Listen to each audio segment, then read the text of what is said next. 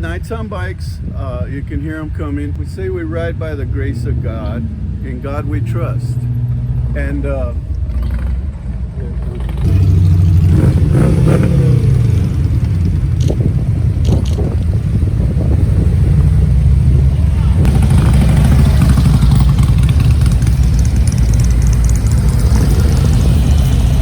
confuse you with, say, those stereotypical groups like the Hells Angels and stuff like that? And I think at first, when they all they see is a group of motorcycles. They just see a group of bikes, and I think they're a little bit apprehensive. And once they take a look at the crest, the patches, they understand. Oh, they're not the bad guys.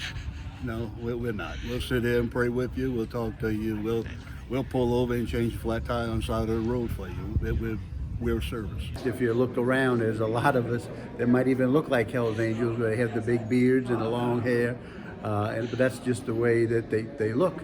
But the whole idea is what we do as a group and what services we perform as part of the Knights of Columbus.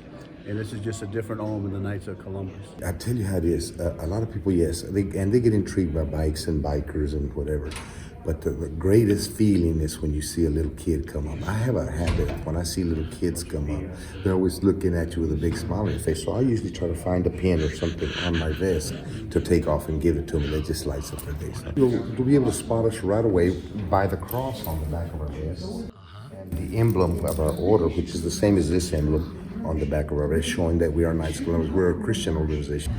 It just shows the people that not all bikers are bad, and we do have something to offer to the generation that might ride, or something to entice them to join the Knights of Columbus. Was it a chance for you to pray when you're on a motorcycle? Yeah, maybe out on a highway that nobody else is on the road? Sure, I think just a ministerial presence is always there, even for the people that we serve, or if we're doing an escort for a funeral, or we do the Silver Rose escort. We bring those to the different churches. And yeah, there's a lot of time on a motorcycle where you just see the beauty of God, you see the beauty of the world, and realize that presence, while you're riding with that wind coming through your hair, or little hair that you have. Well, it's kind of like some people say, like, it's nice to have the wind be in your hair, but I don't have to worry about that. But it's just, I think it's really kind of relaxing because you feel the wind and the breeze, and you smell the things of nature and all of that. And it's amazing, like when I drive in a car, rarely do I pray for things per se, but when I'm riding a motorcycle, I'm praying for drivers landing planes, that they'll land safely. We see the cows in the fields, so I pray for the products of the lands and for the farmer and all of these things. I'm always inspired to pray in some way when I'm riding a motorcycle. That doesn't necessarily happen when I'm driving a car. Always praying. I don't know why.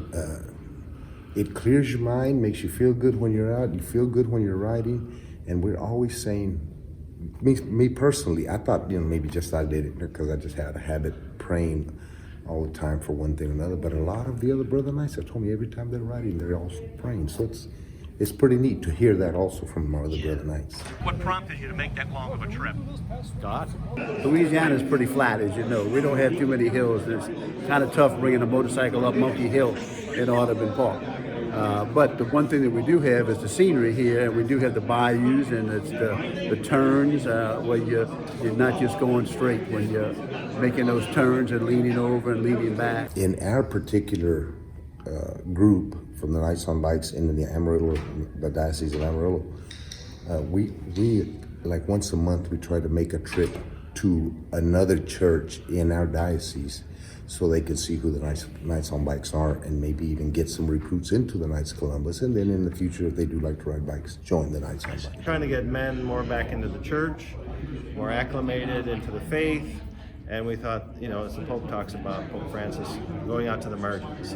So I went to a pilgrimage in Michigan and the rally, and then I said, well, let's make this a pilgrimage around the lake. Let's visit the sites that Father Marquette went to.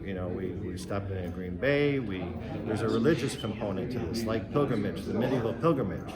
So I'm trying to get the members to view their rides not just as a let's get together and hobnob.